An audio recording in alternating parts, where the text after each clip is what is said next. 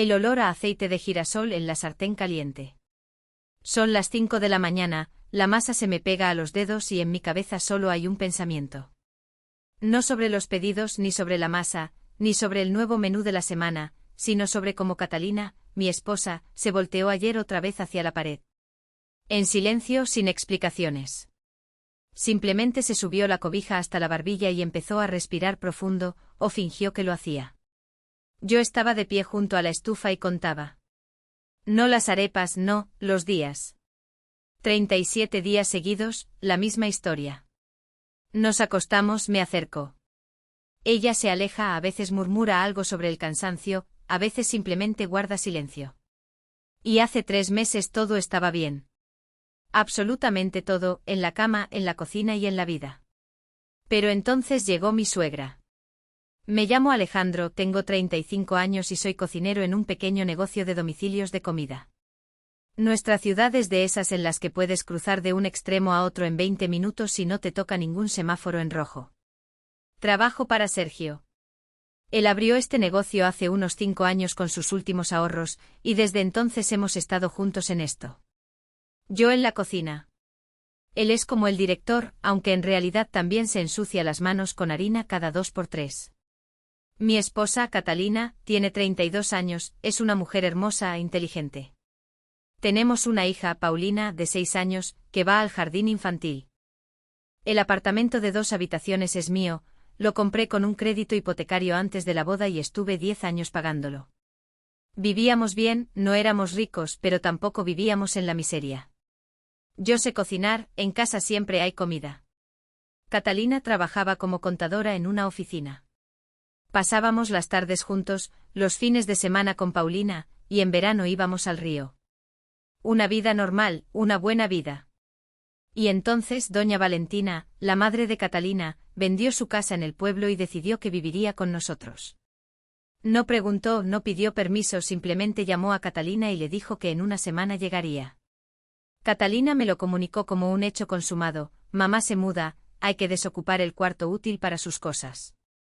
En ese momento pensé, bueno, una madre es una madre, aguantaremos mientras busca un apartamento para ella.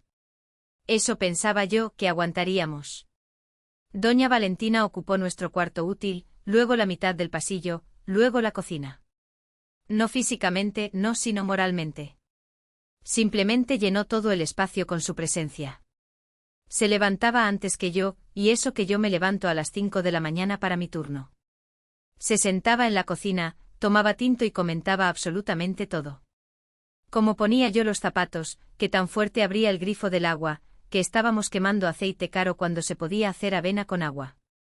La primera semana aguanté, la segunda bromeé, la tercera empecé a notar que algo extraño le pasaba a Catalina. Ella siempre había sido cálida. Me abrazaba cuando llegaba del trabajo con los pies adoloridos y las manos con quemaduras de las bandejas del horno, me servía un café, me preguntaba cómo me había ido el día. Pero de repente se volvió como de cristal, educada pero distante, como la vendedora de una tienda que te sonríe, pero en realidad no le importas en lo más mínimo. La primera vez que me rechazó en la cama fue 2 semanas después de la llegada de mi suegra. Recuerdo esa noche. Acostamos a Paulina, me di una ducha y me acosté a su lado. Puse mi mano en su cadera. Catalina tomó mi mano, la quitó y dijo que estaba cansada. Normal, puede pasar. No me ofendí. Al día siguiente lo mismo, y al otro y a la semana. Intenté hablar con ella, le pregunté, ¿pasó algo? Quizás problemas en el trabajo o con tu salud, ¿qué pasa? La respuesta de Catalina fue extraña. Dijo algo sobre que un hombre debe respetar a una mujer, que la intimidad no es una obligación, que debía valorar lo que tenía. Las palabras no parecían suyas, como si las hubiera aprendido de algún libro tonto o de un programa de televisión. Estaba en la cocina del negocio, estirando la masa para una pizza, y de repente lo entendí. Esas frases, ese tono, no los había escuchado de Catalina, sino de doña Valentina.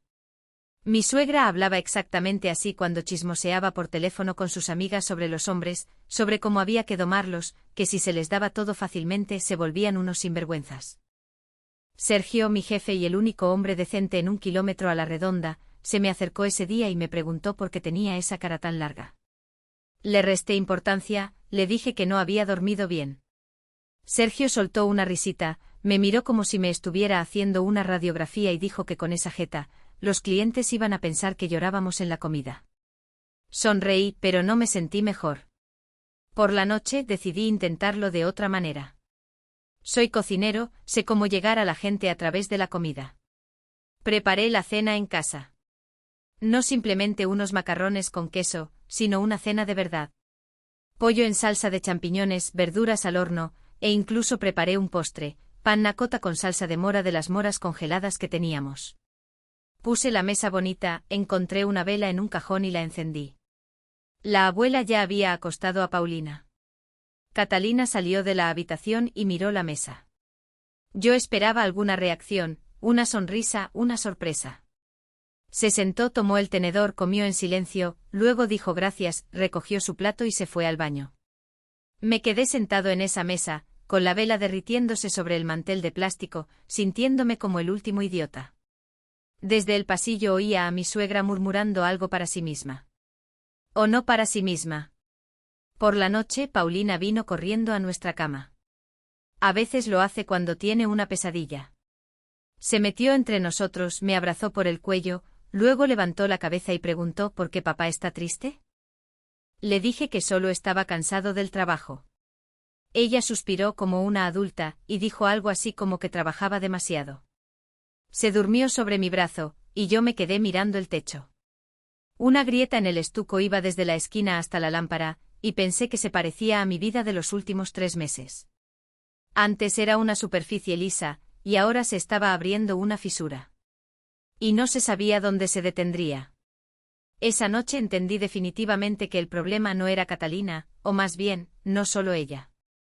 Algo estaba pasando en este apartamento que yo todavía no veía por completo, como el olor a quemado en la cocina cuando aún no se ve el humo, pero ya sabes que tienes que correr hacia la estufa. Una semana después, dejé de contar los días de rechazo. Simplemente dejé de intentarlo. No por orgullo ni por resentimiento, aunque el resentimiento, por supuesto, me estaba comiendo por dentro. Simplemente me cansé de ser el que es rechazado. Empecé a quedarme hasta tarde en la cocina del negocio después de mi turno. Limpiaba las mesas que ya estaban limpias, revisaba las neveras, me sentaba en un balde volteado junto a la puerta trasera y fumaba, aunque lo había dejado hacía 2 años. Regresaba a casa cerca de las 11. Catalina ya estaba durmiendo o fingía hacerlo. Mi suegra, seguro que no dormía. Veía la luz por debajo de su puerta y oía el murmullo del televisor. En una de esas noches, doña Valentina salió a la cocina mientras yo comía una sopa recalentada. Se sentó frente a mí, cruzó los brazos sobre el pecho y empezó. Que si yo ganaba poco, que otros maridos les compraban abrigos de piel a sus esposas, y yo ni siquiera podía tener un carro decente. Que Catalina había hablado con ella y ambas habían decidido que yo debería buscarme otro trabajo o cambiar de profesión. Yo masticaba el pan y guardaba silencio, porque si abría la boca, diría algo de lo que no habría vuelta atrás. Pero mi suegra no se detuvo, añadió que su exmarido también se sentaba así, en silencio, y de nada servía, que un hombre no debía estar tomando sopa por la noche, sino manteniendo a su familia. Y ahí no aguanté más. Con calma, sin gritar, pero con firmeza. Le dije que este era mi apartamento, que lo había comprado yo solo, sin ayuda de nadie, que mantenía a una familia de 3 personas más ella, que hasta ahora no había aportado ni un centavo al presupuesto familiar, y que si no le gustaba mi sopa, la nevera era grande y podía cocinar para sí misma. Mi suegra se puso morada. Catalina salió corriendo de la habitación en bata. Y aquí ocurrió lo que me destrozó. Catalina se paró junto a su madre, físicamente junto a ella, hombro con hombro, y empezó a decir que yo era un grosero, que su madre era una persona mayor, que había que respetarla. Ni una palabra sobre que mi suegra había empezado la discusión. Ni una palabra sobre que había insultado mi trabajo, mis ingresos, a mí. Terminé mi té, puse la taza en el lavaplatos y me fui a la habitación. Me acosté. No pude dormir hasta las 4 de la mañana. Por la mañana, en el trabajo, Sergio me llevó aparte. Tenía esa cara que pone la gente cuando ha pospuesto una conversación durante mucho tiempo y ya no puede más. Sergio dijo que las cosas iban mal. El negocio apenas se mantenía a flote. El arriendo había subido, los proveedores habían aumentado los precios, 2 clientes importantes se habían ido con la competencia. Llevaba 3 meses pagando los sueldos de sus propios ahorros, y se le estaban acabando. Le ofrecí ayudar con la gestión, revisar el menú, quitar lo que no se vendía, añadir opciones más económicas. Sergio hizo un gesto con la mano, como diciendo que ya era tarde para poner una curita en una herida abierta. Vi que estaba cansado. No como yo, cansado de mi suegra, sino de otra manera. Cansado de arrastrar un negocio que no le daba para vivir. Ese mismo día, cerca del mediodía, la puerta de la cocina se abrió y entró una mujer.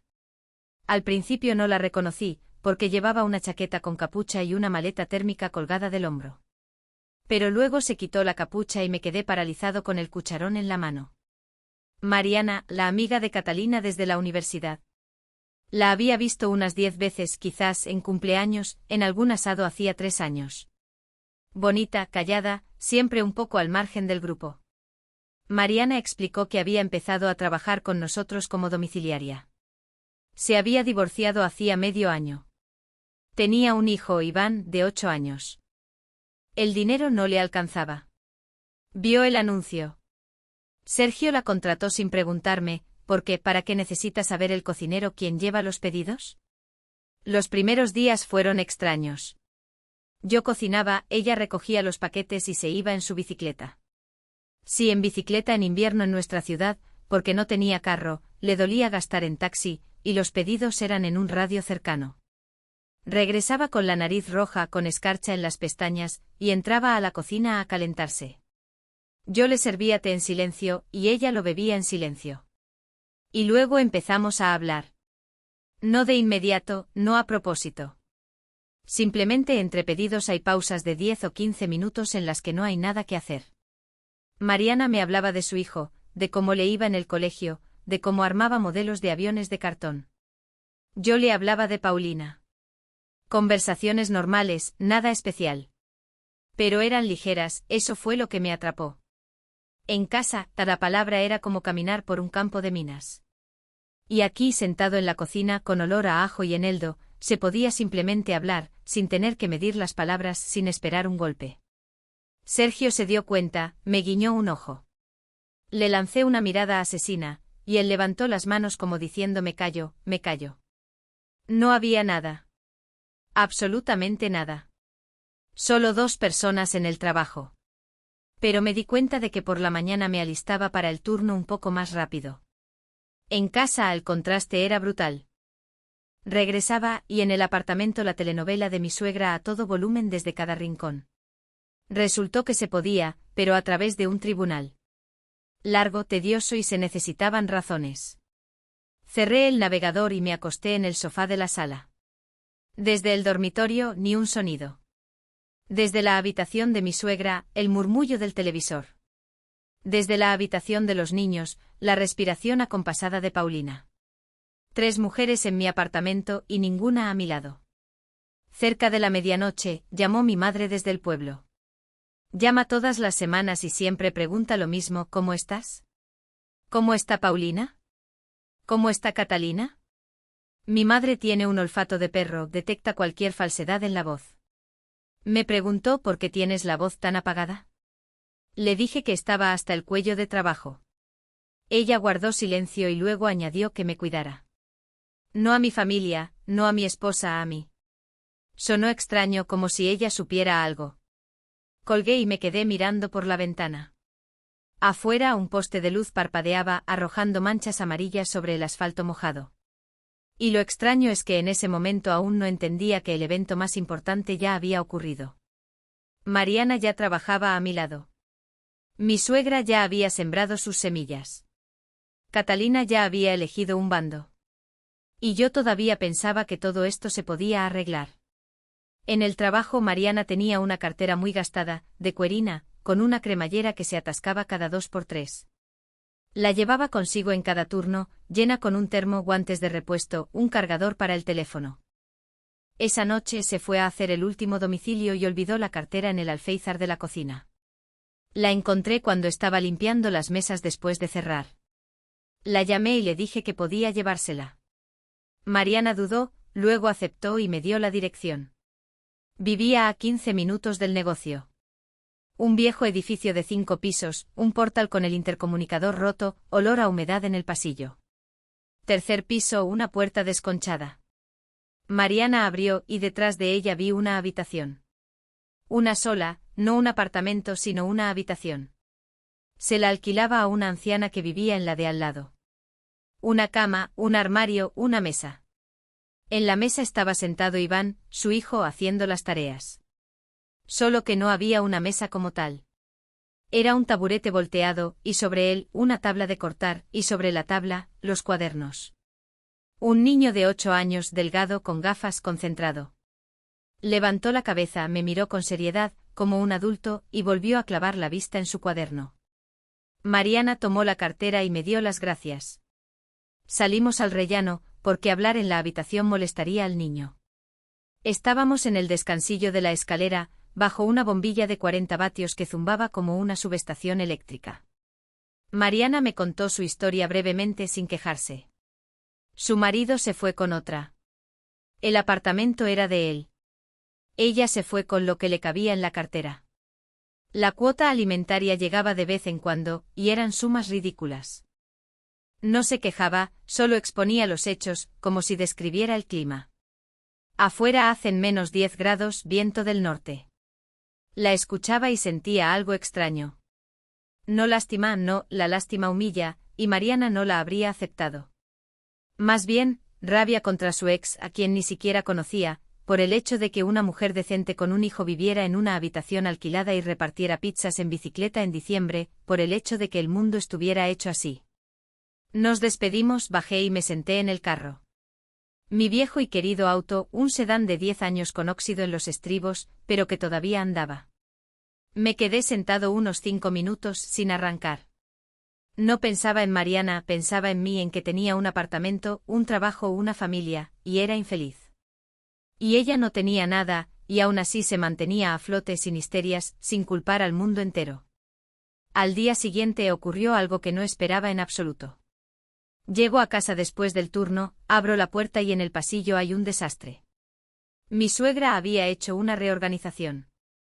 Sin avisar, sin pedir permiso. Movió el armario del vestíbulo, cambió de sitio el zapatero y, lo más importante, sacó del cuarto útil todas mis cosas, mis cañas de pescar, mi carrete, mi caja de señuelos, la vieja mochila con la que iba a pescar con mi padre. Todo estaba junto a la puerta en bolsas de basura. Mi suegra había desocupado el cuarto útil para sus frascos de mermelada y encurtidos que le habían enviado del pueblo. Me quedé en el pasillo mirando esas bolsas. La caña de pescar me la regaló mi padre para mi 20º cumpleaños. El último regalo antes de morir. El carrete lo compré yo mismo con mi primer sueldo. No eran trastos, eran mis cosas. Mi parte de este apartamento, mi memoria, mi espacio. Y esta mujer, que vive en mi casa gratis, decidió que su mermelada era más importante. Mi suegra salió de la cocina con cara de esperar aplausos. Me informó que había puesto orden, que a un hombre no le correspondía acumular chatarra y que el cuarto útil por fin se usaba para lo que era. Le pregunté quién le había dado permiso para tocar mis cosas.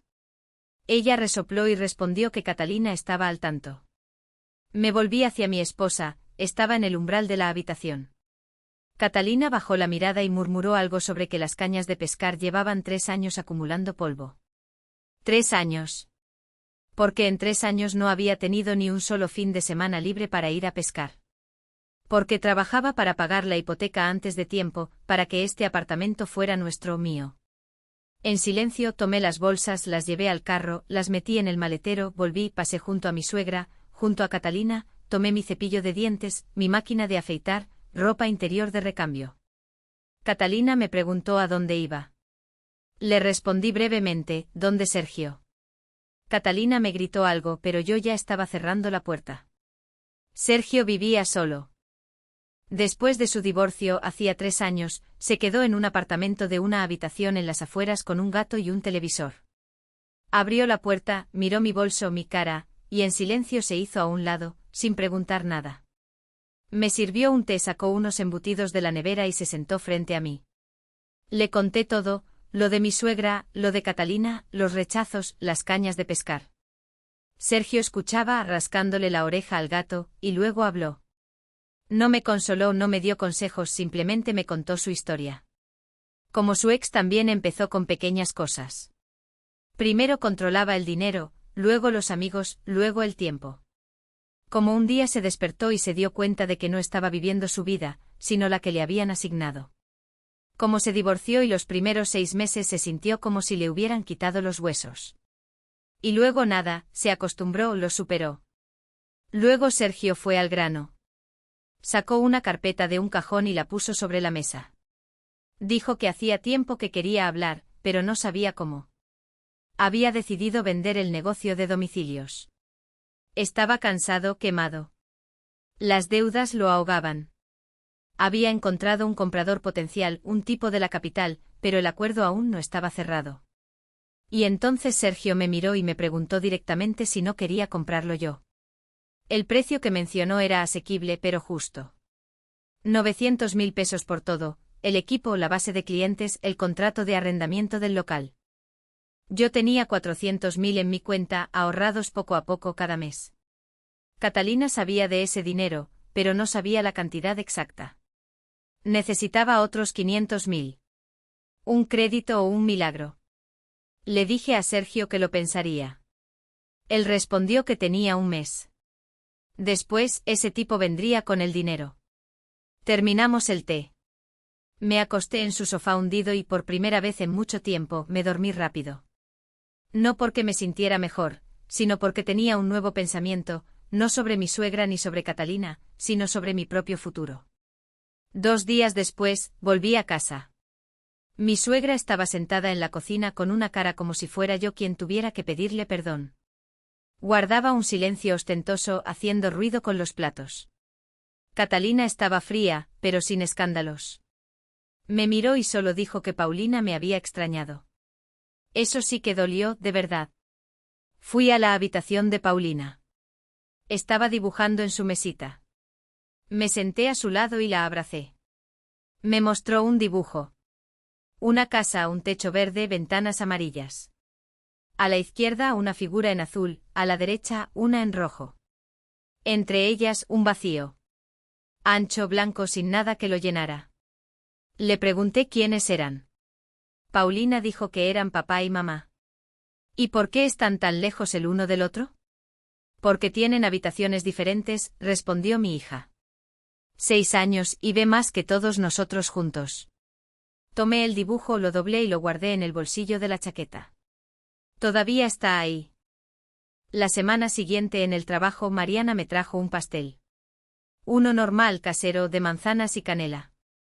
Dijo que Iván la había ayudado y que le había pedido que se lo diera al tío Alejo. Me quedé con ese pastel en la cocina del negocio, y algo dentro de mí se revolvió. El olor a canela y manzanas asadas, ese olor de la infancia. Así olía la cocina de mi madre en el pueblo, en otoño, cuando había manzanas del jardín, cuando todo era todavía simple. Corté el pastel. Lo comimos con Mariana entre pedidos, bebiendo té en vasos de papel. Ella me contaba cómo Iván se había peleado en el colegio porque alguien dijo que no tenía padre, cómo ella fue a hablar con la directora y apenas se contuvo de no gritarle a la profesora que lo había comentado delante de todos. Yo le conté lo del dibujo de Paulina. Estábamos sentados y hablando. Y me sorprendí pensando con una claridad incómoda, que esperaba con ansias los días de trabajo.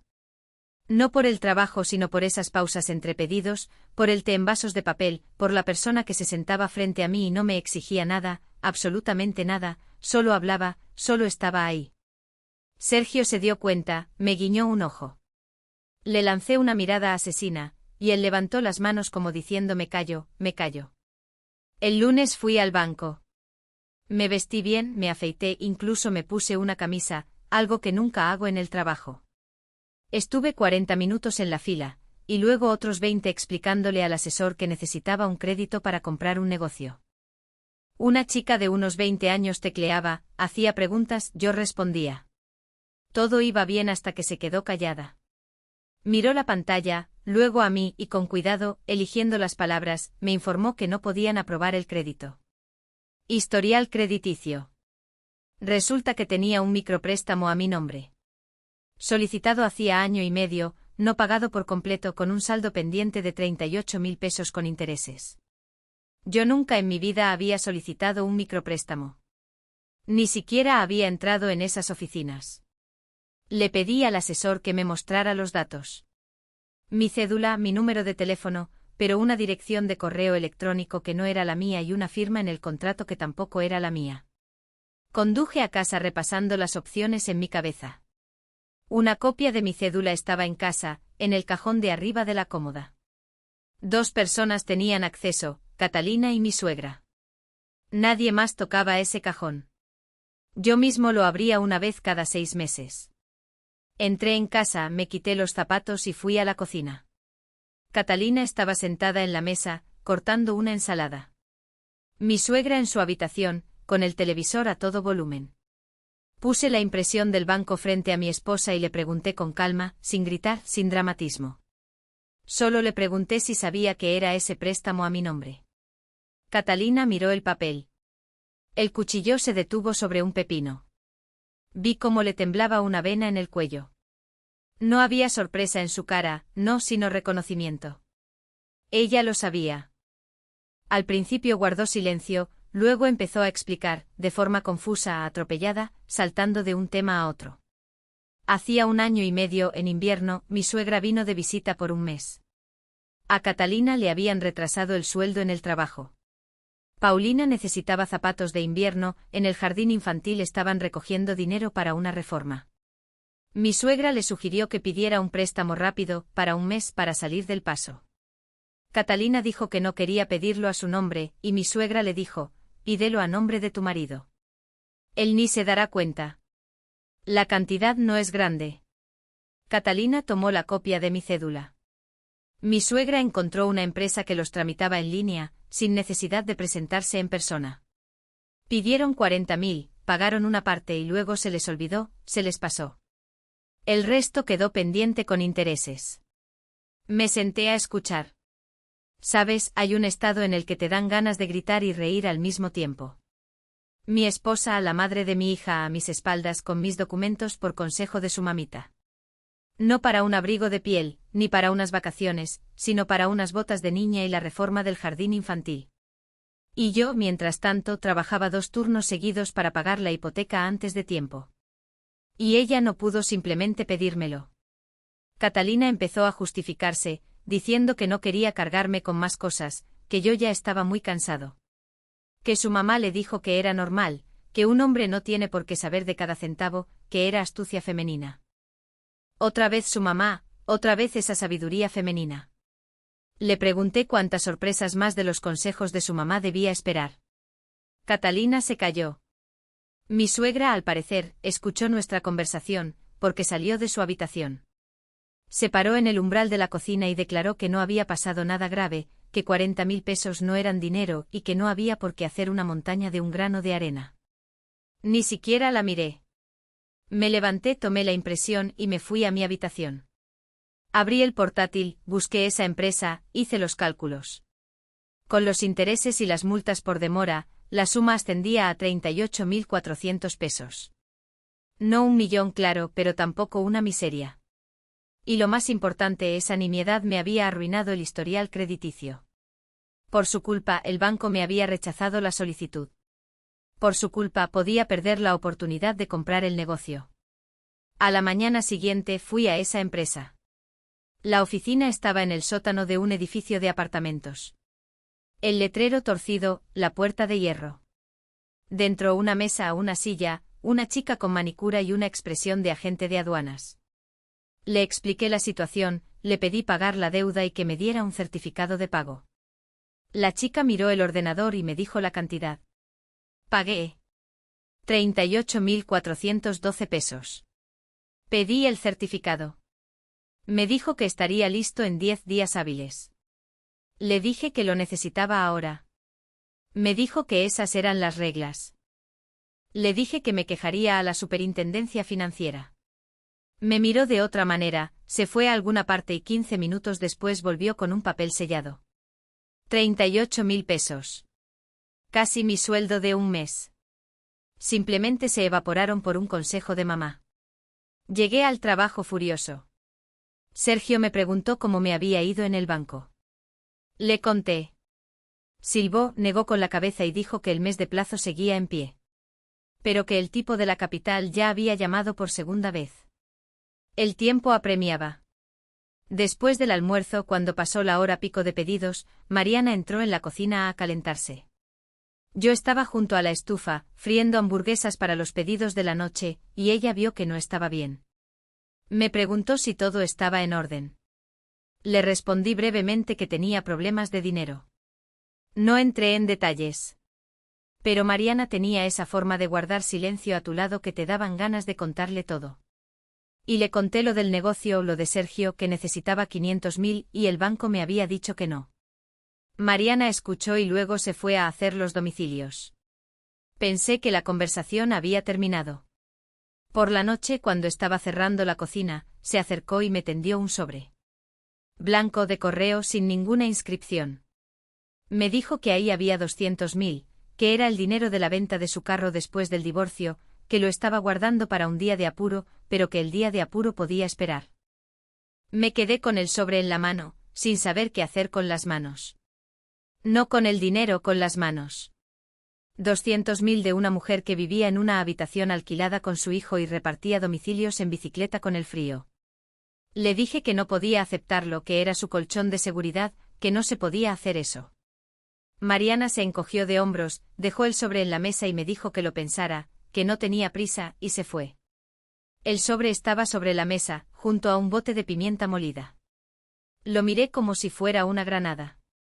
Luego lo guardé en el bolsillo de la chaqueta. Llegué a casa, colgué la chaqueta en el perchero, me acosté. En mitad de la noche me levanté, saqué el sobre y conté el dinero. 200.000 exactos en billetes de 50.000. Un fajo ordenado. Lo volví a guardar. La llamé al día siguiente. No por la mañana, por la noche después del turno. Quería decirle que se lo devolvía, pero en lugar de eso, hablamos durante 2 horas sobre el trabajo, los niños, su Iván y mi Paulina, la ciudad, la vida en general. Estaba sentado en el balcón, fumando y hablando. Y por primera vez en meses me sentí normal. No bien, no mal, normal, como antes de que llegara mi suegra. No me di cuenta de que la luz del pasillo estaba encendida, de que mi suegra estaba detrás de la puerta del balcón, escuchando. Se lo contaría a Catalina una semana después, que yo susurraba con alguien por las noches, pero eso fue después. Por ahora, pasó algo que no me esperaba en absoluto. Catalina organizó una velada romántica. La primera vez en más de 3 meses. Mandó a Paulina a casa de una vecina, a mi suegra a casa de una amiga. Preparó la cena. Aunque ella no cocina muy bien, pasta con queso y pollo al horno. Pero había velas, un mantel, incluso se puso un vestido. Llegué del trabajo y me quedé de piedra. Me senté a la mesa, comí, la elogié. Ella sonreía, pero su sonrisa era extraña, como una máscara. Bonita, cuidada, pero absolutamente sin vida, como si hubiera ensayado frente al espejo. Después de la cena, ella misma se acercó y me abrazó. Yo estaba de pie, sintiendo sus manos en mis hombros. ¿Y sabes qué? Nada. Un vacío. No porque hubiera dejado de amarla, no, sino porque aquello no era sobre nosotros. Era sobre un manual de instrucciones. Sobre el siguiente consejo de mamá. De vez en cuando, dale para que no se vaya del todo. Dosificado, programado como una pastilla. Nos acostamos juntos por primera vez en 3 meses. Y fue peor que todos los rechazos juntos. Porque un rechazo al menos es honesto, pero esto era una mentira. Mecánica, ensayada, sin una sola chispa. Como si estuviera marcando una casilla en una lista de tareas, lavar los platos, recoger a la niña, atender al marido.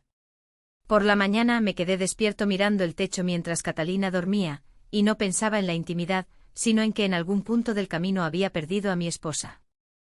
No por otro hombre, ni por una enfermedad, ni por las circunstancias, sino por los consejos de una mujer que no había sido capaz de retener a su propio marido. Y esa idea me dio un vuelco. Entendí que el problema no era que Catalina me rechazara. El problema era que se había convertido en una extraña. Y ninguna cena a la luz de las velas podría arreglarlo. En el bolsillo de mi chaqueta estaba el sobre con 200.000 pesos. En mi cuenta 400.000. Total 600.000. Necesitaba 900.000. No sabía de dónde sacar los 300.000 restantes, pero la decisión de comprar el negocio ya era definitiva. Era lo único que podía controlar, mi trabajo, mis manos, mi cocina. Todo lo demás se desmoronaba como una masa sin harina. Pero la cocina era mía. El dinero de Mariana estuvo en el bolsillo de mi chaqueta durante 3 días. Sacaba el sobre, lo volvía a guardar, lo sacaba de nuevo. El orgullo es algo pesado. Aceptar dinero de una mujer que apenas llega a fin de mes es como admitir que no puedes solo, y yo estaba acostumbrado a arreglármela siempre por mi cuenta. Pagué la hipoteca solo, mantuve a mi familia solo, nunca le pedí un centavo a nadie en toda mi vida. Pero 300.000 no iban a aparecer de la nada. El banco me había dicho que no. No tenía familiares con dinero. Mi madre en el pueblo vivía de su pensión, mi primo estaba endeudado hasta el cuello. Sergio no iba a esperar eternamente. El tipo de la capital ya llamaba día por medio. Al cuarto día, tomé una decisión. Llamé a Mariana por la noche después del turno y le dije que aceptaba, pero con condiciones. Le haría un pagaré, le devolvería el dinero en 6 meses con intereses como en el banco. Mariana se rió por teléfono y me dijo que estaba loco con eso de los intereses. Le dije que si no, no lo aceptaría. Suspiró y aceptó. Al día siguiente le llevé el pagaré impreso con la fecha, la cantidad y el plazo de devolución. Mariana lo sostuvo, negó con la cabeza, pero lo firmó. Lo guardó en el cajón de la cómoda, junto al registro de nacimiento de Iván. Faltaban 300.000, y entonces se me ocurrió una idea. Parte del equipo de la cocina del negocio no era de Sergio, sino del arrendador. La vitrina refrigerada, la campana extractora industrial, uno de los hornos. Sergio los había incluido en el precio, pero en realidad venían con el local. Me senté e hice los cálculos, lo resté del precio. No eran 900.000, sino 710.000. Yo tenía 600.000, la diferencia eran 110.000. Fui a hablar con Sergio, le mostré los cálculos. Al principio frunció el ceño, empezó a discutir, que habíamos acordado 900.000. Saqué el contrato de arrendamiento, le señalé la cláusula donde se enumeraba el equipo del arrendador. Sergio se rascó la nuca, lo releyó, soltó una risita, me miró con una expresión como si me viera por primera vez, y me preguntó dónde había aprendido eso. Y yo simplemente leía los papeles con atención. Mi difunto padre siempre decía que antes de firmar, hay que leer el contrato 3 veces. Y preferiblemente al revés, para no pasar por alto la letra pequeña. Sergio aceptó los 710.000, pero todavía faltaban 110.000. Entonces Sergio mismo me propuso un plan de pagos. 110.000 a pagar en 3 meses, sin intereses, como amigos. Nos dimos la mano. Sacó una botella de su armario, nos sirvió un trago, brindamos. No por el trato, sino porque el negocio seguiría vivo. Empezó el papeleo. Formalizar legalmente la compra de un pequeño negocio no es como comprar pan en la tienda. Sergio estaba registrado como persona natural. Yo tenía que registrarme, transferir el contrato de arrendamiento, las licencias, los carnés de sanidad, los contratos con los proveedores. Estuve 3 semanas yendo de oficina en oficina. La DIAN, la oficina de arrendamientos, la Secretaría de Salud. En todas partes filas, en todas partes papeles, en todas partes caras de gente a la que no le importas. En la Secretaría de Salud me quedé atascado 2 días. Una inspectora, una señora de unos 50 años con permanente, encontró una inconsistencia en los documentos de la campana extractora. Que el certificado estaba vencido. La campana era del arrendador. El certificado era suyo, pero por alguna razón, el responsable era yo. Tuve que ir a ver al arrendador. Un tipo decente pero lento. Tardó 3 días en encontrar el papel. Resultó que el certificado estaba en regla. Simplemente la inspectora había leído mal la fecha, o fingió hacerlo. Volví con el papel. Ella lo miró, frunció los labios y dijo, está bien. Pero que ahora tenía preguntas sobre la ventilación. Entendí la indirecta. Saqué una caja de chocolates que había comprado de antemano y la puse sobre su escritorio. Unos chocolates buenos, caros, en una caja bonita. La inspectora guardó los chocolates en un cajón, y 20 minutos después tenía el permiso sellado. Mientras tanto apareció de repente la exesposa de Sergio. 3 años sin decir nada, y de repente olió que el negocio se vendía y decidió que le correspondía una parte. Un abogado llamó a Sergio y le informó que su ex había presentado una demanda para la división de los bienes adquiridos durante el matrimonio, en la que incluía el negocio. Sergio se puso verde, me llamó con la voz temblorosa, diciendo que el trato podría cancelarse. No dormí en toda la noche. Me senté a leer artículos, foros, jurisprudencia, y lo encontré. El negocio lo había abierto Sergio un año después del divorcio. La ex no tenía nada que ver. La división de bienes la habían hecho en el juzgado hacía 3 años. Lo habían dividido todo, la sentencia era firme. Un negocio abierto después del divorcio no se considera un bien conyugal. Llamé a Sergio a las 6 de la mañana, todavía dormía. Le expliqué. Soltó un suspiro que sentí a través del teléfono.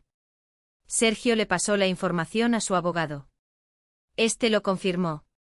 La ex retiró la demanda una semana después. Al parecer, su abogado le explicó que no tenía caso. El trato siguió adelante. Mariana estuvo trabajando a mi lado todo ese tiempo. Revisábamos los documentos juntos después del turno, sentados en la cocina del negocio mientras afuera oscurecía. Resultó ser muy hábil con los papeles, calculaba rápido, notaba los errores que yo pasaba por alto por el cansancio.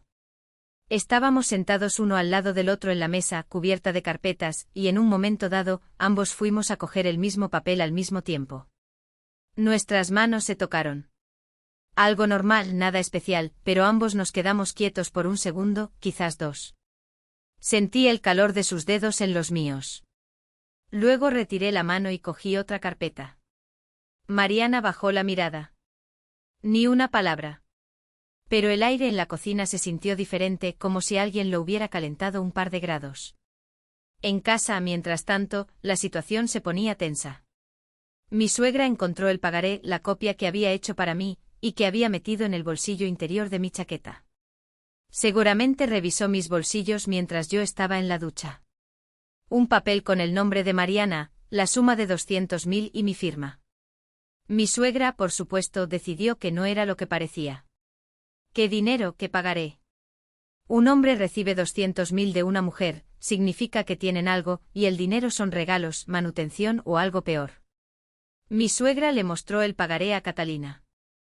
Me enteré esa noche, cuando Catalina me recibió en el pasillo con cara de investigadora. Me preguntó que Mariana era esa y que eran esos 200.000. Le expliqué con calma, en detalle, que Mariana trabajaba con nosotros como domiciliaria, que me había prestado dinero para comprar el negocio, que el pagaré era la prueba. Catalina me miró y no me creyó. No porque yo estuviera mintiendo, sino porque mi suegra ya le había metido su versión en la cabeza, y esa versión era más interesante que la verdad. Catalina llamó a Mariana delante de mí, en altavoz. Su voz era seca, oficial. Le preguntó directamente qué la unía a mi marido. Mariana respondió con calma, que trabajaba en el negocio, que le había prestado dinero a un colega para su empresa. Nada más. Catalina guardó silencio, dijo está bien. Colgó. Me miró, parecía que me había creído, pero la sombra quedó. La sombra de las palabras de mi suegra, que son como una mancha de aceite, crees que la has limpiado, pero la marca grasienta sigue ahí. Unos días después, noté que mi suegra revisaba mi teléfono, o más bien, lo intentaba. Le puse una contraseña después del incidente de la conversación nocturna que escuchó. Ahora cogía el teléfono cuando yo iba a la ducha e intentaba desbloquearlo. Lo vi por casualidad. Se me olvidó la toalla y volví a la habitación. Mi suegra estaba con mi teléfono en las manos, tocando la pantalla. Me vio y ni siquiera se inmutó. Dijo que quería ver la hora. ¿La hora? Hay un reloj en la pared. En el microondas hay una pantalla. En su propio teléfono hay un reloj. Quería ver la hora. Le quité el teléfono, no dije nada. Pero esa noche Catalina me montó un escándalo por la contraseña. Gritaba que los maridos normales no tienen secretos para sus esposas, que si no tenía nada que ocultar, ¿para qué la contraseña? Le respondí con una sola frase, le pregunté, ¿las esposas normales tampoco tienen secretos? Por ejemplo, micropréstamos con los documentos de otros. Catalina se detuvo, se calló y se fue al dormitorio. Mi suegra gritó desde su habitación algo sobre los hombres desagradecidos. No lo oí bien y no le pedí que lo repitiera. Tarde en la noche salí al balcón a fumar. Estaba de pie mirando el patio, el parque infantil con los columpios torcidos, el poste de luz que parpadeaba en amarillo, y de repente noté una luz en la ventana del edificio de enfrente. Tercer piso, segunda ventana a la derecha. La silueta de una mujer detrás de la cortina. Mariana. Vivía al otro lado de la calle. No lo sabía, no me lo había dicho. O quizás sí, y no le presté atención. Resulta que todo este tiempo habíamos estado a 100 metros el uno del otro. Yo en mi balcón, en el apartamento donde no me esperaban. Ella en una habitación alquilada, donde nadie la retenía. La luz en su ventana se apagó. Terminé el cigarrillo, entré y me acosté en el sofá. Desde el dormitorio, ni un sonido. Desde la habitación de mi suegra, el murmullo del televisor. En la cocina goteaba un grifo que llevaba 3 meses queriendo arreglar. Me dormí pensando que mañana tenía que firmar los últimos papeles del negocio. Era lo único que tenía sentido. Primer día como propietario. Llegué 1 hora antes de lo habitual, abrí la cocina, encendí la luz, me quedé en medio del local. Mis hornos, mis mesas. Mi nevera, bueno, alquilada, pero en cierto modo, mía. Una sensación extraña, cuando llevas 12 años trabajando para alguien y de repente para ti mismo. Las manos son las mismas, el delantal es el mismo, pero la sensación es completamente diferente. La primera semana contraté a un segundo cocinero. Un chico, David, de 23 años, recién salido de la escuela de cocina, con buenas manos pero cero experiencia. Lo tuve trabajando sin parar, pero no se quejaba, aprendía rápido. A Mariana la ascendí a jefa de domiciliarios. Ahora distribuía los pedidos, supervisaba las rutas, llevaba la contabilidad. Guardé su bicicleta en el almacén durante el invierno y acordé con un conocido que nos alquilara una moto vieja por una miseria. Mariana al principio se negó, luego se subió, dio 2 vueltas por el patio y aceptó. En casa nadie sabía lo del negocio. Catalina pensaba que seguía trabajando para Sergio, y mi suegra, ni se diga. No lo oculté a propósito, simplemente no tenía con quién compartirlo. Cuando llegas a casa y te recibe el silencio o los reproches, las ganas de contar tus victorias desaparecen. ¿Para qué? ¿Para que mi suegra contara mi dinero? ¿Para que Catalina dijera que me había metido en una locura? El sábado hice un pastel, no para el negocio sino para Paulina. Un bizcocho con crema de fresa, de 3 capas. Por encima, fresas congeladas, pero quedó bonito. Lo llevé a casa y llamé a mi hija. Vino corriendo, vio el pastel, se le iluminaron los ojos y preguntó, ¿qué se celebra? Le dije que nada, que papá quería darle una sorpresa. Nos sentamos en la cocina, los dos solos, a comer pastel. Paulina se manchó de crema hasta las orejas, se reía.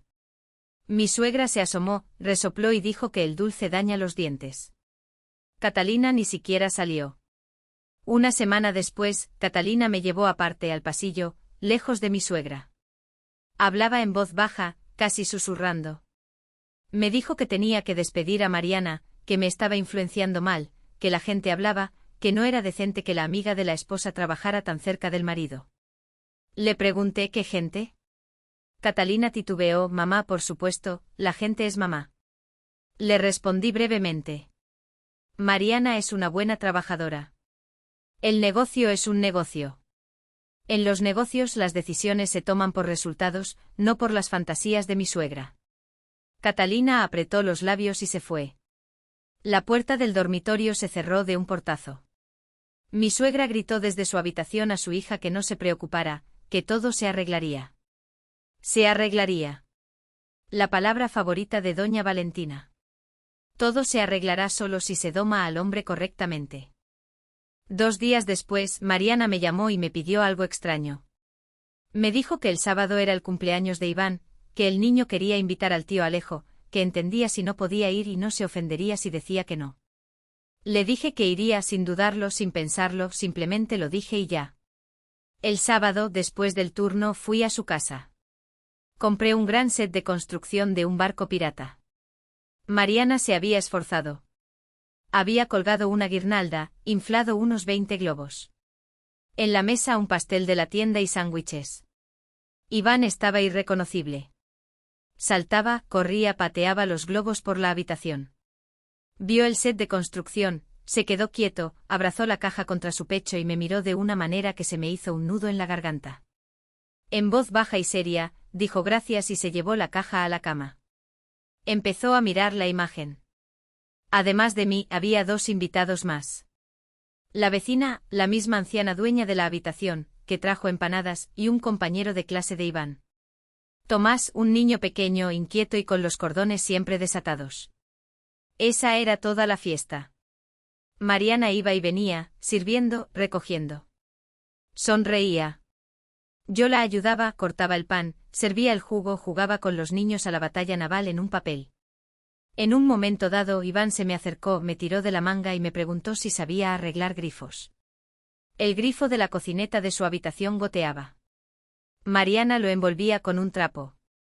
Lo miré y encontré el problema. La junta estaba vieja. Fui a ver a la anciana dueña, le pedí una llave y una junta. Me las dio.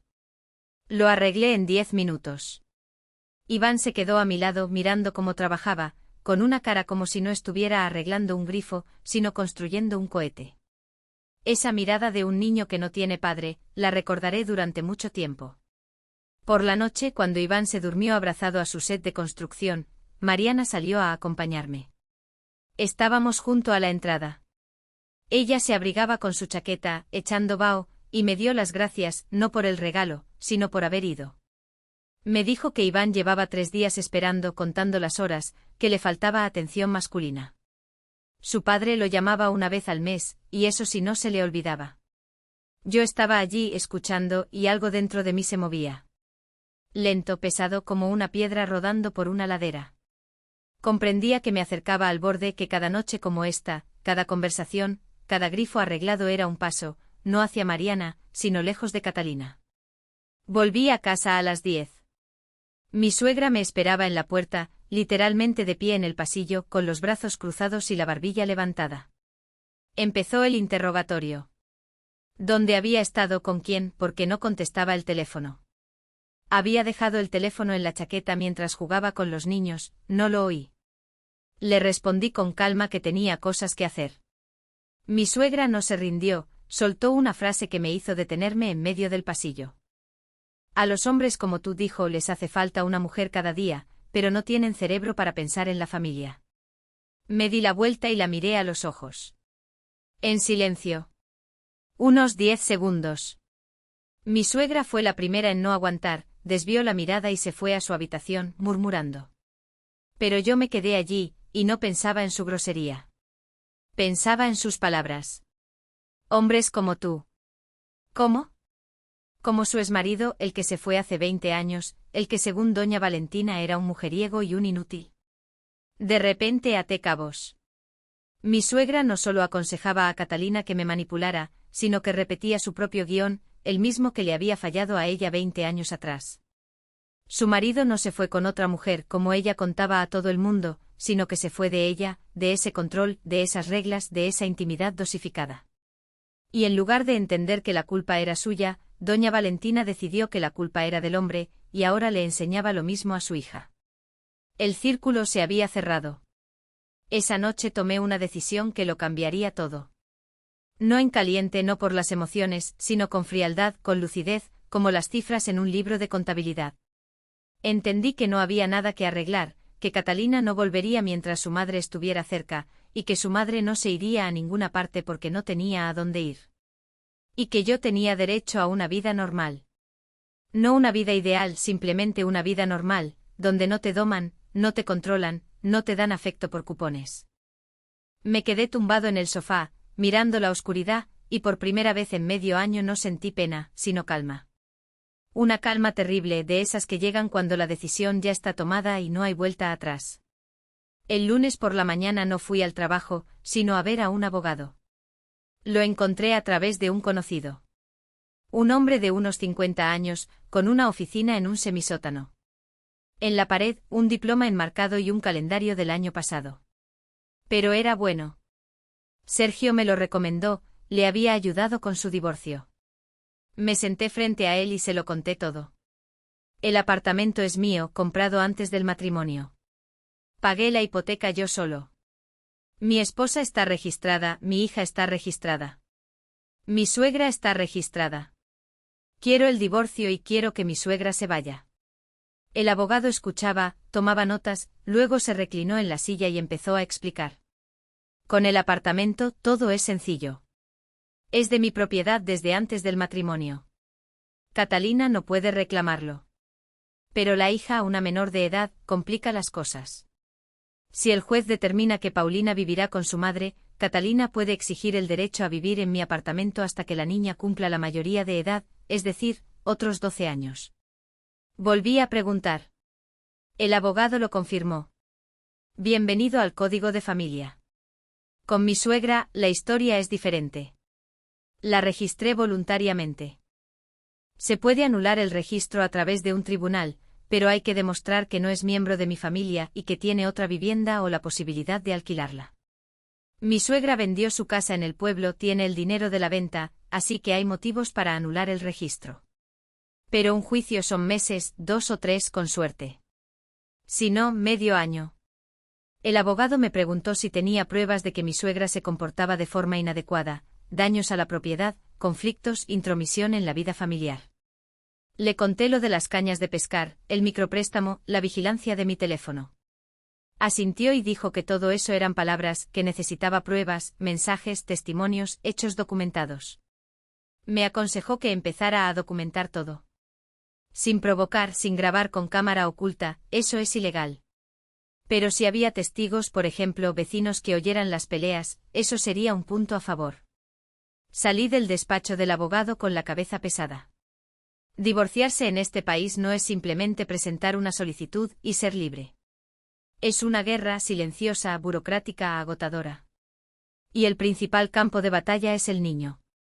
Paulina, de 6 años, hace dibujos, le gusta el pastel de papá y no entiende por qué mamá y papá viven en habitaciones diferentes.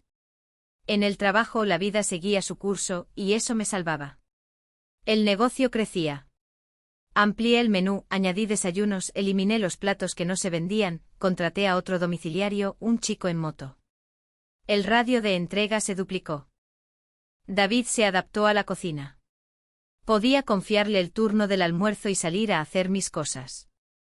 El dinero empezó a entrar, poco pero constante. Le pagué a Sergio la primera cuota a tiempo, 37.000. Mariana trabajaba a mi lado todos los días. No hablamos de esa noche en el cumpleaños de Iván, del grifo arreglado, de las miradas en la entrada. Pero algo entre nosotros ya existía, no físico. No nos tocábamos, no nos escribíamos por la noche, no nos veíamos fuera del trabajo. Pero las conversaciones se hicieron más largas, las pausas entre ellas, más cálidas. Ella se quedaba después de su turno, me ayudaba con las compras, con los cálculos. Yo preparaba té, ella se sentaba en un taburete en un rincón de la cocina y hablábamos de los niños, del trabajo, de la vida, de todo, excepto de lo que flotaba entre nosotros. Nunca me preguntó por Catalina. Yo nunca le pregunté si esperaba a alguien. Ambos sabíamos que esas preguntas lo cambiarían todo, y ninguno de los dos tenía prisa. Y entonces Catalina se enteró. No por mi suegra, ni por mí, sino por una amiga en común, Laura, que trabajaba en la farmacia de enfrente del negocio. Laura nos vio a Mariana y a mí sentados en una cafetería cercana al trabajo, almorzando, discutiendo sobre un proveedor. Nada del otro mundo. Pero Laura llamó a Catalina y le contó la historia con detalles que no existieron, que estábamos sentados muy juntos, que yo sonreía, que Mariana me puso la mano en el hombro. La mano en el hombro. Me estaba mostrando una foto de un plato en su teléfono, se inclinó. Eso fue todo. Catalina empezó una investigación, silenciosa, metódica. Mi suegra, por supuesto, se unió. Era su elemento. Las dos se pusieron a investigar. Catalina encontró mi antigua contraseña del teléfono, la que había cambiado. Pero se me olvidó cerrar sesión en el mensajero del portátil. Abrió mi conversación con Mariana. Era una conversación de trabajo. Pedidos, horarios, proveedores. Pero el tono sí, el tono no era el mismo que con los demás empleados. Sin formalismos, con bromas, con emoticonos. A David le escribía de forma seca, al grano. A Mariana, bueno, de otra manera. No eran cartas de amor, pero se notaba que entre líneas había algo. Para una esposa que ya está predispuesta a sospechar, eso es suficiente. Encontré a Catalina por la noche. Estaba sentada en la cocina, con los ojos rojos, no de rabia, sino de llorar. Por primera vez en medio año, frente a mí no estaba la hija de mi suegra, sino mi esposa. La misma Catalina que conocía, confundida, asustada, sin entender cómo habíamos llegado a esto. Me preguntó si amaba a Mariana. En voz baja, sin gritar. Le respondí que no lo sabía con sinceridad. No mentí, no me anduve con rodeos. Catalina se echó a llorar.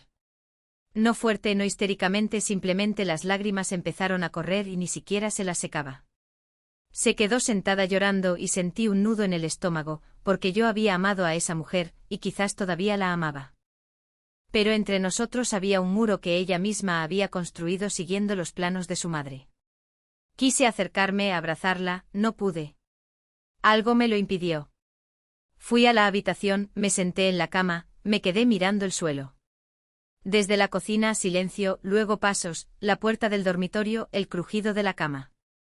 Catalina se acostó sola, yo me quedé en el sofá. Mi suegra, por supuesto, no podía dejarlo pasar. Salió por la mañana, interceptó a Catalina en el pasillo y empezó a susurrarle. Oí fragmentos desde el baño, que había que actuar, que había que quitarle la mitad, que el hombre se había descarriado y había que golpear primero. ¿Quitarme la mitad de qué? El apartamento es mío. El negocio lo abrí yo, pero con mis propios fondos. El carro vale 3 centavos. Catalina no tenía nada que quitarme, y mi suegra no lo entendía.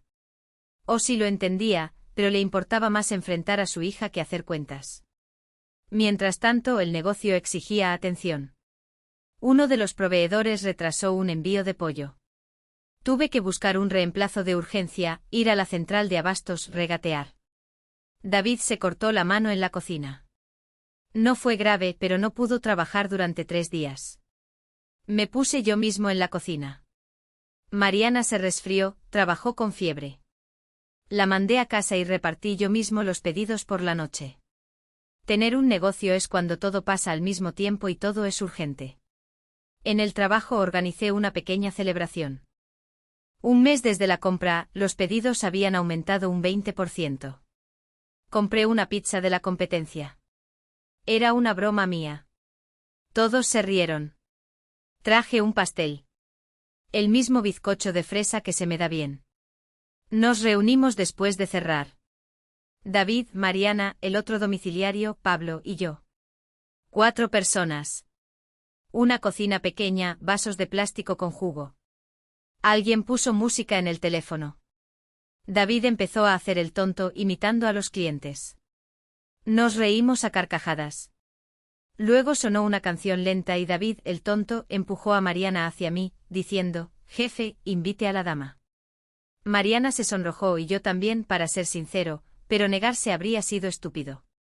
Y bailamos medio minuto en medio de la cocina, entre la estufa y la nevera. Fue a la vez ridículo.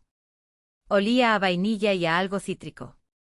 La sujetaba por la cintura y pensaba que si alguien nos veía, sería el fin. Alguien nos vio. Pablo lo grabó con el teléfono. No por maldad, era un chico de 20 años. Para él, todo es contenido. Lo subió a un chat de amigos. De ahí el vídeo llegó a un conocido de Catalina. 2 días después, Catalina lo tenía en su teléfono. Catalina vino a verme al trabajo a la hora del almuerzo. Yo estaba junto a la estufa, friendo cebolla para una salsa, cuando oí el portazo de la puerta de la cocina. Me di la vuelta. Mi esposa estaba en el umbral con una chaqueta, el pelo mojado por la nieve y el teléfono en la mano, con la pantalla hacia mí. En la pantalla a Mariana y yo, 30 segundos de baile torpe con música en la cocina del negocio. Visto desde fuera, bueno, no parecía muy profesional, digamos. Catalina no gritó todavía. Le mostró el teléfono a David, que estaba a mi lado. David se puso pálido. Luego se volvió hacia Mariana, que acababa de entrar de la calle con la maleta térmica, y entonces sí, empezó a gritar. No voy a repetir todo lo que Catalina le dijo a Mariana. Había muchas palabras que YouTube no permitiría. El resumen era traición, que Mariana había sido su amiga, que había comido en nuestra mesa, que le sonreía a la cara y al mismo tiempo se metía con el marido de otra. Mariana estaba blanca como la pared, con la maleta en la mano, los labios apretados. No se justificó, no le gritó de vuelta, simplemente se quedó allí escuchando.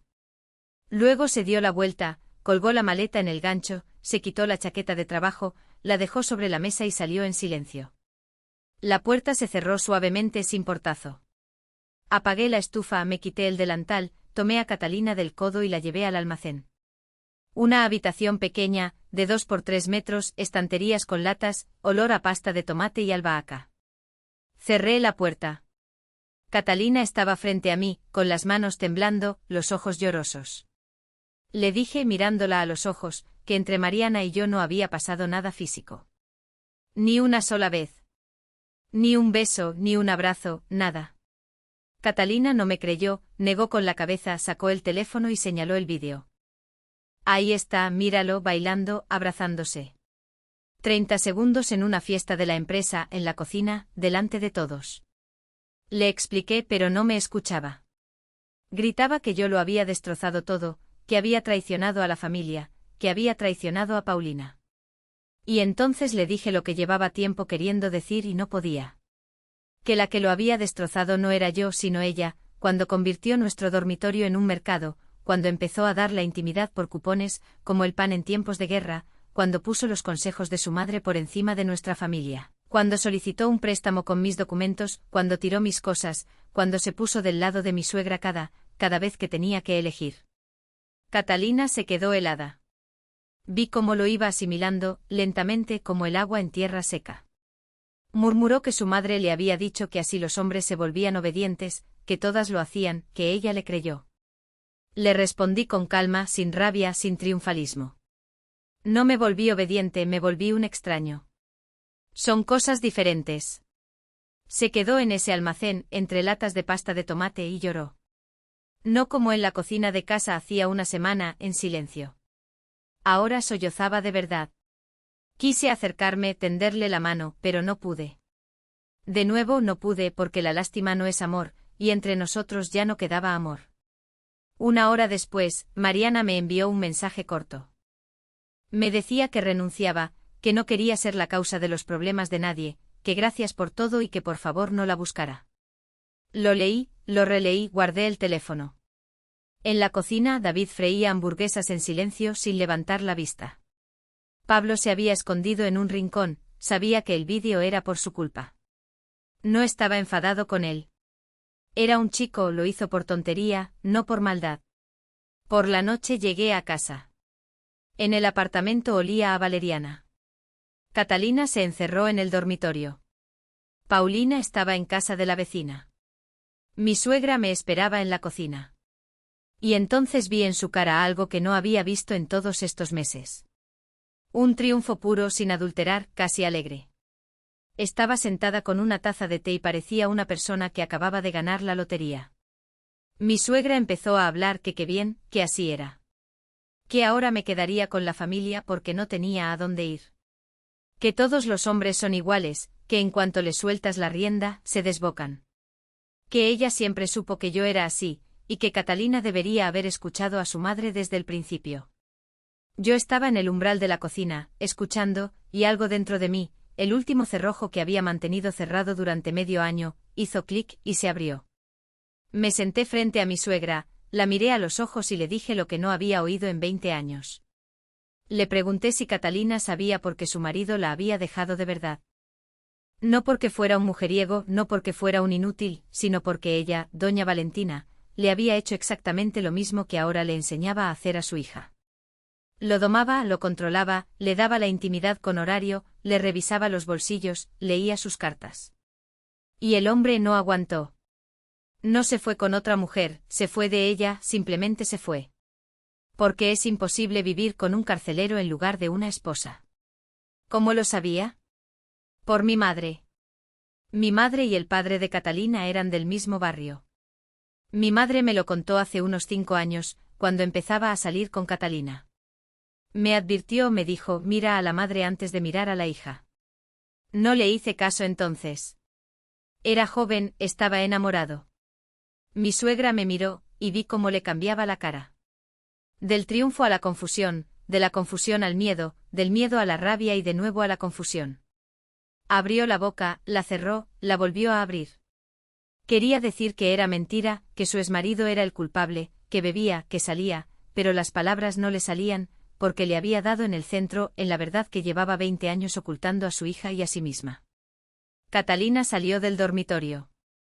Estaba en el pasillo pálida, con los ojos hinchados. Y por su cara supe que lo había oído. Lo había oído todo. En el apartamento se hizo el silencio. Tan silencioso que oía la lavadora de los vecinos al otro lado de la pared. Mi suegra estaba sentada a la mesa, mirando su taza. Catalina estaba en el pasillo, yo entre ellas, en el umbral de la cocina. Catalina le preguntó a su madre, en voz baja, una sola palabra, ¿verdad? Mi suegra no respondió. Catalina repitió más alto. Mi suegra se sobresaltó, empezó a hablar rápido, de forma confusa, que el padre era malo, que la abandonó, que no ayudaba, que ella había criado a su hija sola, pero Catalina ya no la escuchaba. Miraba a su madre como si la viera por primera vez, y lo que veía no le gustaba. Fui al balcón y encendí un cigarrillo. Detrás de mí oía voces. Primero la de mi suegra, alta, justificándose, luego la de Catalina, baja, dura. Luego un portazo, y todo quedó en silencio. Terminé el cigarrillo y volví a entrar. Mi suegra se había encerrado en su habitación. Catalina estaba sentada en la cocina, en el mismo sitio donde un minuto antes estaba su madre. Frente a mí por primera vez en 7 meses, levantó la vista y me miró sin filtros, sin las consignas de su madre, sin máscaras protectoras, sin frases aprendidas sobre valores y respeto. Simplemente una mujer que se había dado cuenta de que la habían engañado, y que quien la había engañado era la persona más cercana a ella. Debería haber sentido pena por ella, abrazarla, decirle que lo superaríamos. Pero no pude porque entre nosotros, además de las mentiras de mi suegra, había algo más. Mariana. No una amante, no una rompehogares, simplemente una persona que estuvo a mi lado cuando mi esposa estaba lejos. Eso no se podía borrar. Le dije a Catalina que iba a pedir el divorcio. No por venganza, no por Mariana, sino porque nos habíamos roto y no sabía cómo arreglarnos. Catalina no gritó, no lloró, simplemente se levantó y se fue al dormitorio. La puerta se cerró. Silencio. Esa noche no dormí. Me quedé en la cocina, bebiendo té y haciendo una lista. Los papeles del divorcio, la solicitud para anular el registro de mi suegra, el horario de trabajo de la semana siguiente, la compra de productos para el negocio. La vida no se había detenido. Rara vez se detiene, incluso cuando quieres pulsar el botón de pausa. Catalina llamó a su padre al día siguiente de que yo le dijera la verdad a mi suegra. Al mismo Gerardo que doña Valentina había borrado de la vida de su hija 15 años atrás. Encontró el número a través de una prima que había mantenido el contacto con su padre a escondidas todos esos años. Catalina se sentó en el balcón, envuelta en una manta, durante 1 hora y media. No escuché a escondidas, anduve por el apartamento, recogiendo los juguetes de Paulina, lavando los platos.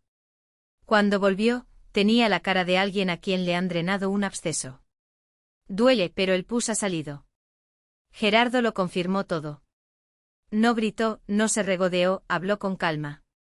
Le contó cómo intentó vivir con Valentina durante 10 años, cómo ella le cerraba la puerta del dormitorio durante una semana si él llegaba tarde del trabajo, cómo le revisaba los bolsillos, llamaba a sus compañeros, le interrogaba.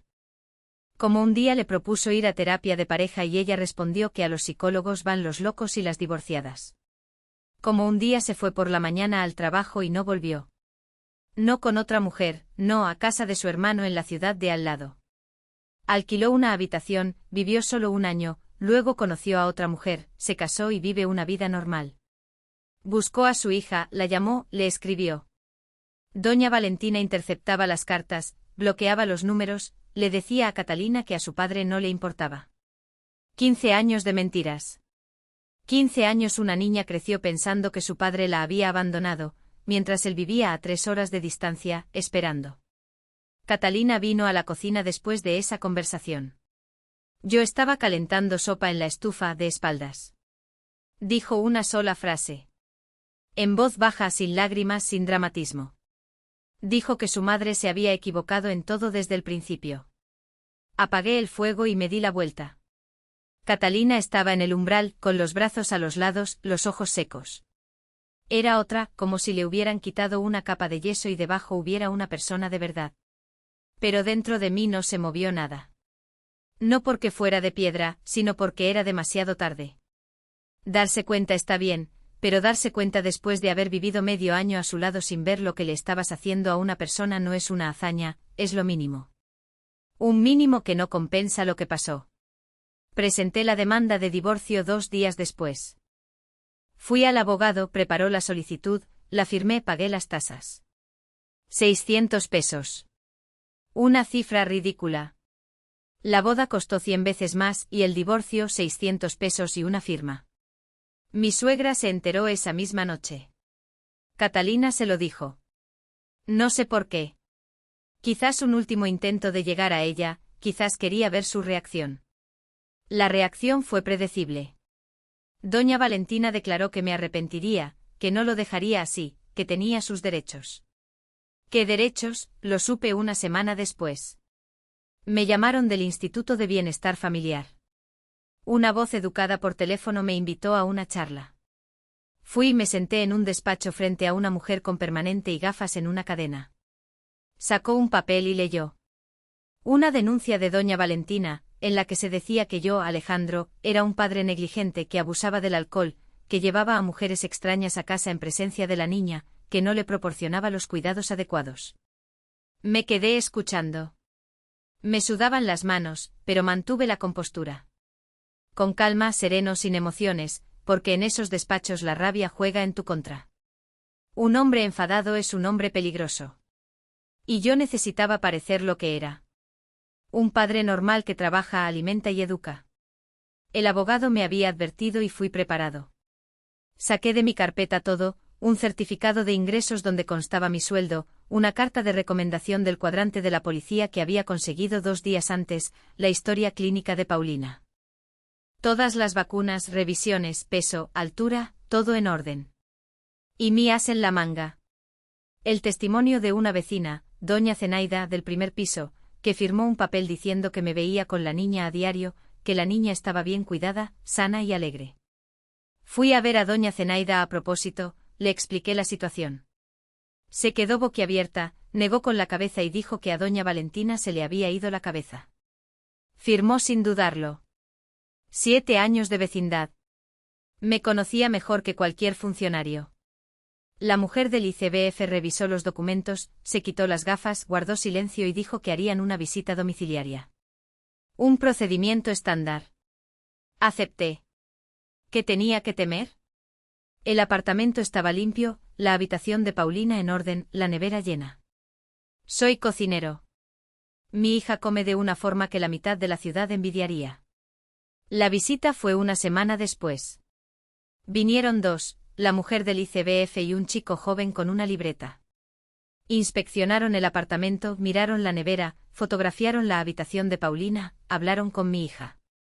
Paulina les contó que papá le hacía crepes con banano, que veían juntos los dibujos del perro, que papá le había hecho un pastel sin ser un día especial, solo porque sí. La mujer tomaba notas, el chico hacía fotos. Mi suegra se encerró en su habitación y no salió. Catalina tampoco apareció. La respuesta llegó 10 días después. Estaba en la cocina del negocio cuando me llamó el abogado. No se encontraron motivos para restringir mis derechos parentales. La denuncia de doña Valentina fue desestimada. Las condiciones de vida de la niña son satisfactorias. La niña está en buen estado. Colgué, apoyé la cabeza en las manos y me quedé así unos 3 minutos. David se acercó y me preguntó si estaba bien. Levanté la cabeza y le dije que sí, que estaba bien. Pero me temblaron las manos hasta la noche porque esos 10 días de espera fueron lo peor. Peor que los escándalos de mi suegra, peor que la frialdad de Catalina, peor que la marcha de Mariana. La idea de que pudieran quitarme a mi hija es un miedo que no te deja dormir. Te pasas la noche en vela, repasando escenarios, cada uno más oscuro que el anterior. Catalina dejó de hablarle a su madre por completo durante esos días. Mi suegra salía de su habitación, empezaba a decir algo. Catalina se levantaba en silencio y se iba, sin gritos, sin explicaciones. Como con un desconocido que se ha equivocado de apartamento. Mi suegra se enfadó los primeros días, luego se calmó y al final empezó a evitar mi mirada. La audiencia de divorcio se fijó para 6 semanas después de la solicitud. Una sala pequeña e impersonal, con las sillas atornilladas al suelo y luces fluorescentes que zumbaban en el techo. El juez, un hombre de unos 60 años, calvo con una carpeta en las manos, veía 10 casos como el nuestro a la semana. Escuchó a ambas partes, hojeó los documentos. El apartamento es mío, de antes del matrimonio, no se divide. La cuota alimentaria, el 25%, lo estándar. El lugar de residencia de Paulina, temporalmente con la madre hasta que se resolviera por separado. No me opuse. El abogado dijo que más tarde solicitaríamos la regulación de las visitas. El juicio de mi suegra fue aparte, y fue más aburrido. Doña Valentina contrató a un abogado, un hombrecillo con un traje arrugado, que insistía en que era una persona mayor, que era inhumano desalojarla, que su salud era delicada. Mi abogado se opuso, presentó pruebas. Tenía el dinero de la venta de la casa, tenía medios para alquilar. El propietario del apartamento no había dado su consentimiento para una residencia indefinida. La denuncia falsa ante el ICBF como prueba de alteración sistemática de la paz. El juez se rascó la calva, hojeó los papeles y dictó sentencia. Se le ordenó a doña Valentina que se diera de baja del registro en un plazo de 30 días y desocupara la vivienda. Mi suegra salió de la sala y, por primera vez en todo este tiempo, no dijo ni una palabra. Caminaba por el pasillo del juzgado, encorvada, pequeña, con un abrigo lleno de motas. Catalina estaba de pie junto a una pared, mirándola. Yo estaba junto a la otra pared. Entre nosotros un pasillo de unos 4 metros, como en el dibujo de Paulina. Por la noche revisé el teléfono. Un mensaje de Mariana. El primero en 3 semanas de silencio. Corto. Decía que había encontrado trabajo en otro sitio, que todo estaba bien, que por favor no la buscara. Sin resentimiento, sin reproches. Una puerta cerrada, suave e ordenada. Como ella. Estaba sentado en el apartamento vacío. Catalina se había llevado a Paulina, se había ido a casa de su madre mientras buscaba un sitio. Silencio. No de ese que oprime las paredes. Otro. Espacioso. Como si hubieran sacado de la habitación los muebles que llevaban años mal puestos, tapando la luz, impidiendo respirar. Vacío, sí, pero libre. El grifo el mismo que llevaba medio año queriendo arreglar. Me levanté, encontré la llave, cambié la junta en 5 minutos. Extraño, medio año sin poder, y de repente en 5 minutos. Quizás el problema no era el grifo. 3 meses pasaron volando. El negocio funcionaba, los pedidos aumentaron. Contraté a un gerente, Víctor, un antiguo compañero de clase que llevaba 15 años en una oficina y soñaba con irse. Un tipo competente, meticuloso hasta el punto de la exasperación, pero en los negocios eso es una ventaja. Con él podía permitirme un día libre por primera vez en mucho tiempo. Le pagué a Sergio la última cuota. Me llamó desde el sur. Su voz sonaba bronceada, si se puede decir eso de una voz. Me contó que estaba ayudando a su hermano, que el viñedo no era fácil, pero que le gustaba. Me preguntó cómo iba el negocio. Le dije que seguía en pie. Soltó una risita y respondió que sabía que lo conseguiría. Colgó y yo me quedé sonriendo. Por primera vez en mucho tiempo, sin motivo aparente. Catalina vivía con su madre. Mi suegra encontró un apartamento de una habitación en las afueras, barato, con cucarachas y vecinos alcohólicos. No por necesidad, todavía tenía el dinero de la venta de la casa, sino porque doña Valentina eligió la vivienda a toda prisa, sin mirar, como alguien a quien han desalojado y se avergüenza de ello, aunque por supuesto, no podía admitir su vergüenza. Y entonces llegó Gerardo, el padre de Catalina. Voló desde su ciudad por primera vez en 15 años. Un hombre alto, canoso, con las manos curtidas de un trabajador. Se alojó en un hotel, se reunió con Catalina, conoció a Paulina. La niña miraba a ese abuelo desconocido y no sabía cómo reaccionar. Y Gerardo se agachó, sacó de su bolso un oso de peluche del tamaño de Paulina y le dijo que había esperado mucho tiempo ese encuentro. Paulina abrazó al oso, luego miró a su abuelo y también lo abrazó. Pero Gerardo no vino solo por su nieta. Fue a ver a doña Valentina. Yo no estuve presente, pero Catalina me lo contó después. Brevemente, sin detalles, porque ella misma no lo sabía, no la dejaron entrar, pero los vecinos oyeron. Gerardo habló durante mucho tiempo, 1 hora o 1 hora y media. No gritó, habló con calma, con peso, como si clavara clavos. Sobre los 20 años, sobre las mentiras, sobre la hija que le habían robado, sobre la nieta que no había visto. Mi suegra no salió de su apartamento durante 3 días después de esa conversación. Cuando salió, era otra.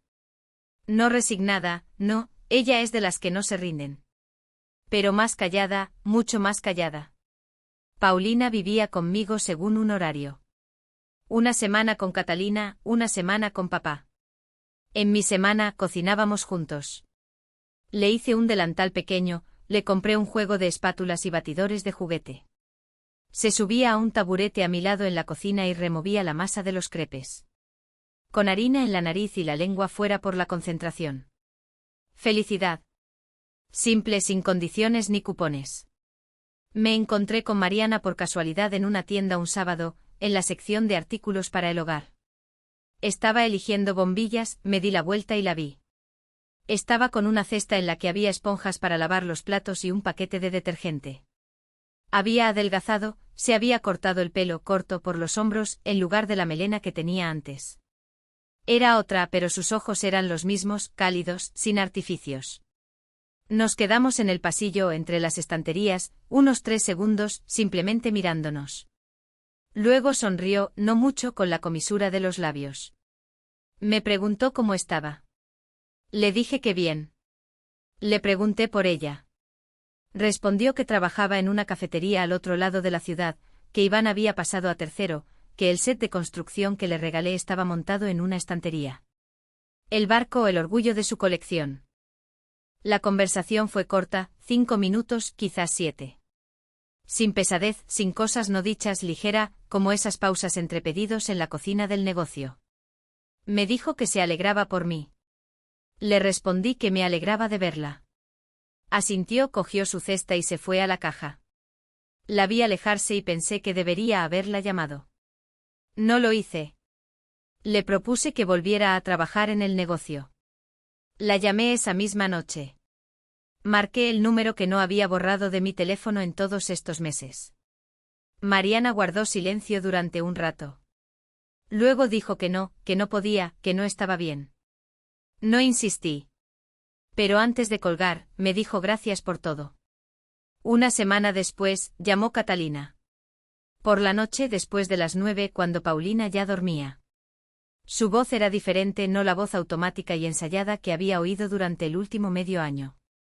Viva.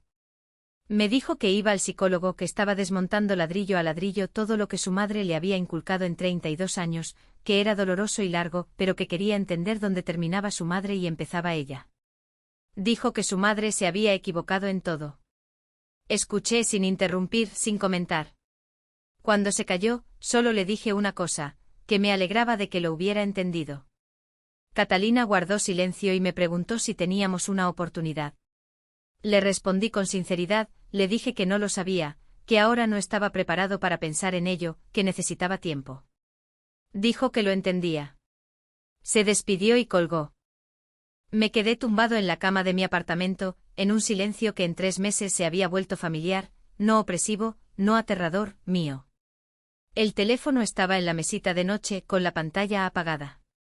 Luego vibró un mensaje. Lo abrí. Mariana. Corto de 3 líneas. El barco de construcción se rompió y Van está triste. Se le cayó el mástil. Escribió, que todo lo arreglas, ¿puedes ayudar a mi hijo a montarlo? Me quedé mirando la pantalla. Sonreí. Por primera vez ese día, o quizás en una semana. Escribí una respuesta. Mañana después del turno paso. Dejé el teléfono, cerré los ojos. Silencio en el apartamento. Solo el zumbido de la nevera en la cocina. El grifo ya no gotea. Lo arreglé. El dibujo de Paulina en la nevera es nuevo. Una casa, un techo verde. Papá a la izquierda, mamá a la derecha. Pero ahora entre ellos no hay un vacío. Paulina se ha dibujado a sí misma en el medio, grande, ocupando toda la hoja. Sujetando a ambos de la mano, pero sin tirar, simplemente de pie. Me dormí pensando en una cosa. Mi suegra le enseñó a su hija a no dar, para que la valoraran. Pero me enseñó a valorar a otra, no a la que ella esperaba, y no de la manera que ella imaginaba. Pero la vida rara vez sigue las instrucciones de otros, especialmente cuando las instrucciones las escribió alguien que lo destrozó todo siguiéndolas. ¿Y qué pasará mañana? Ya veremos. El mástil del barco seguro que lo arreglo. Con lo demás, ya nos las arreglaremos.